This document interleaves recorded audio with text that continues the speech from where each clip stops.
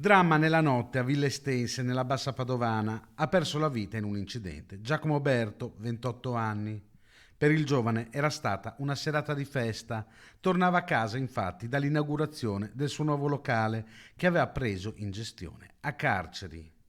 Le immagini della festa continuano a scorrere su internet. In questo video lo si vede mentre prepara la degustazione. Alle 4:30 di sabato mattina la sua vita si è fermata a pochi metri da casa sua.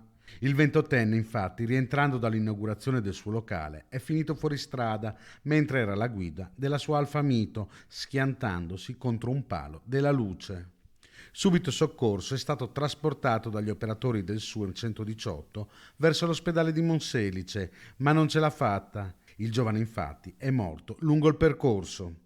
I carabinieri stanno cercando di ricostruire la dinamica dell'incidente. Giacomo aveva compiuto 28 anni pochi giorni fa, volto noto della Movida delle Estense, conosciuto ed apprezzato. È mancato proprio la notte dell'inaugurazione di quello che per lui era un sogno, un traguardo raggiunto.